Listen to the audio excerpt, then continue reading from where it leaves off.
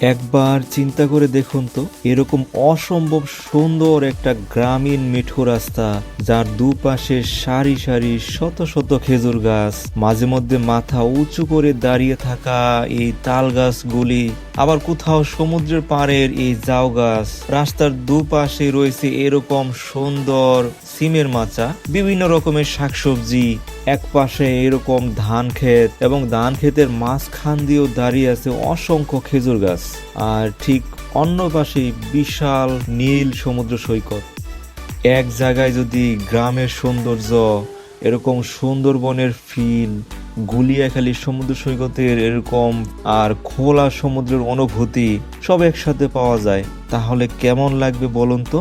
হ্যাঁ, এই জায়গাটা সত্যি আছে এবং এখন সোশ্যাল মিডিয়া ভীষণভাবে ভাইরাল। চট্টগ্রামের সীতাকুণ্ড উপজেলার বাঁশবাড়িয়া ফেরিঘাট থেকে অল্প একটু দূরেই এই জায়গার নাম নড়ালিয়া সমুদ্র সৈকত। অনেকে এটাকে আবার খেজুর বাগান সমুদ্র সৈকত নামেও চেনে।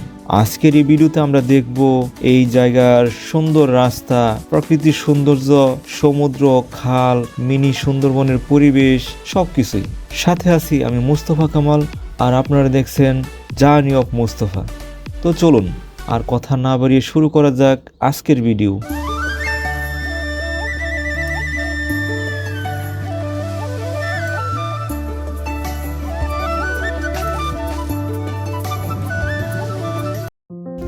আসসালামু আলাইকুম, what's up everyone, it's me Mustafa and welcome to new video. আজকে চলে আসলাম বাংলাদেশের অন্যতম ভাইরাল একটা জায়গা নিয়ে, এবং এই জায়গাটা আমার কাছে স্পেশালভাবে অনেক ফেভারিট। এই জায়গাটা হচ্ছে বাঁশবাড়িয়া সমুদ্র সৈকতের পাশেই নড়ালিয়া সমুদ্র সৈকত। আপনি যখন এই রাস্তার পাশ দিয়ে হাঁটবেন, দেখবেন এরকম শত শত খেজুর গাছ দুই পাশে। আপনার মনকে ছুঁয়ে যেতে খেজুর বাগানের এই রাস্তাটি যথেষ্ট। এই সমুদ্র সৈকতটিকে অনেকেই খেজুর বাগান সমুদ্র সৈকত নামও বলে থাকে। সো আজকের এই ভিডিওতে আমি দেখানোর চেষ্টা করব এই রাস্তা ধরে খেজুর গাছের যে সৌন্দর্য এবং পাশাপাশি নড়ালিয়া সমুদ্র সৈকতের সৌন্দর্য। তো আপনারা সাথেই থাকুন। বাঁশবাড়িয়া ফেরিঘাট থেকে যখন আমরা নড়ালিয়া সমুদ্র সৈকতের দিকে যাত্রা শুরু করি, তখনই বুঝে যাই এই ভ্রমণটা অন্যরকম হতে যাচ্ছে, কারণ এখানে যাওয়ার রাস্তাটাই একটা আলাদা অভিজ্ঞতা। এটা শুধু যাওয়ার পথ নয়, এটা নিজেই একটা দর্শনীয় স্থান।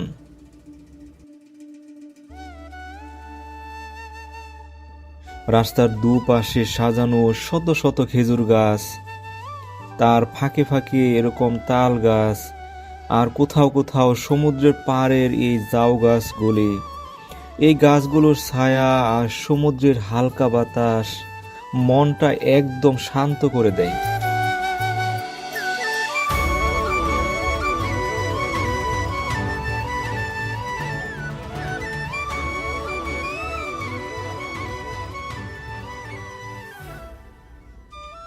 রাস্তার দুপাশেই এরকম অসংখ্য লম্বা সিমের মাচা, আরও রয়েছে বিভিন্ন রকমের শাকসবজি।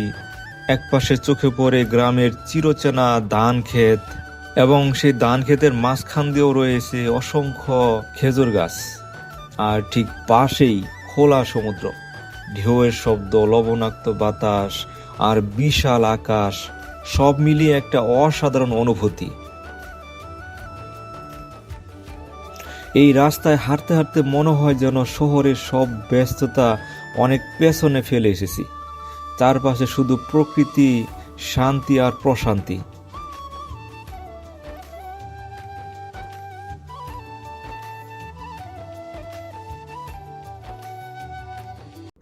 কিছুক্ষণ পর আমরা পৌঁছে যাই নড়ালিয়া সমুদ্র সৈকতের পাশেই, এবং সমুদ্র সৈকতে যাওয়ার পূর্বেই আমি দেখতে পাচ্ছি এখান থেকে এই সমুদ্র সৈকতের ফিল, এবং একপাশে এরকম ঘন জঙ্গল, যেটা দেখতে অনেকটা সুন্দরবনের মতো দেখা যাচ্ছে।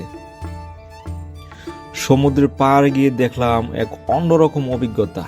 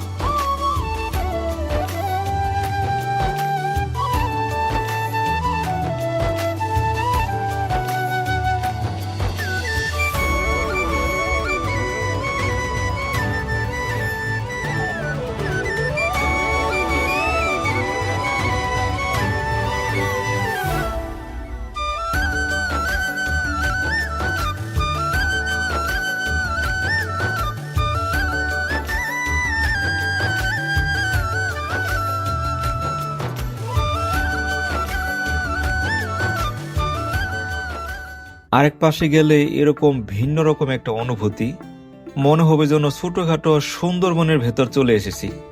এখানে সুন্দরবনের মতো গাছপালা আর শ্বাসমূলগুলো স্পষ্ট দেখা যায়। আর এই শ্বাসমূলগুলো জায়গাটাকে আরো বেশি প্রাকৃতিক করে তুলেছে। একদিকে সুন্দরবনের ফিল এবং অন্যদিকে খোলা সমুদ্র সৈকতের অনুভূতি, দুইটাই একসাথে পাওয়া যায় এই নড়ালিয়া সমুদ্র সৈকতে। এবং এখানে আসলে আরেকটা জিনিস লক্ষ্য করা যায় যে গুলিয়াখালী সমুদ্র সৈকতে যেরকম সৌন্দর্য দেখা যায় এখানেও ঠিক তেমনই।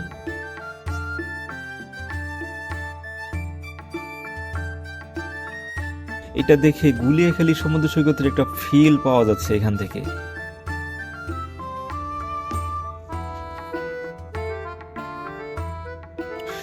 এইসব কারণে হয়তো এই জায়গাটা খুব দ্রুত ভাইরাল হয়েছে, কারণ এখানে এসে শুধু সমুদ্র দেখা নয়, বরং প্রকৃতিকে একেবারে কাছ থেকে অনুভব করা যায়।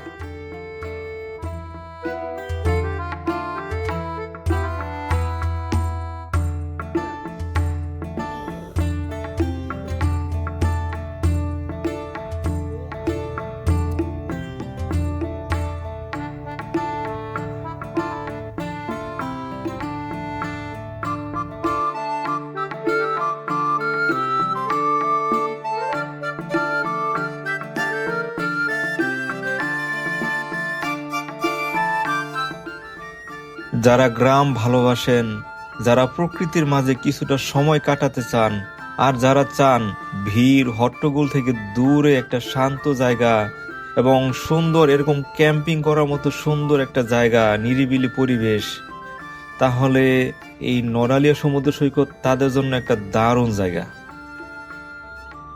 এখানে পরিবার নিয়ে আসা যায়, বন্ধুদের সাথে সময় কাটানো যায়, আবার চাইলে একাই বসে কিছু সময় প্রকৃতির সাথে নিজেকে খুঁজে পাওয়া যায়। সব মিলিয়ে বলতে গেলে নড়ালিয়া সমুদ্র সৈকত একটা জায়গা যেখানে গ্রাম, বন, সমুদ্র সব একসাথেই বাঁধা। আপনাদের যদি আজকের এই ভ্রমণটা ভালো লেগে থাকে তাহলে অবশ্যই ভিডিওটি লাইক দিন এবং কমেন্টে জানান আপনার মতামত। এমন আরো সুন্দর সুন্দর জায়গার ভ্রমণ ভিডিও পেতে চ্যানেলটি সাবস্ক্রাইব করে আমাদের পাশেই থাকুন। আমি মুস্তফা কামাল, দেখা হবে আরেকটা নতুন জায়গায় নতুন গল্প নিয়ে। আল্লাহ হাফিজ।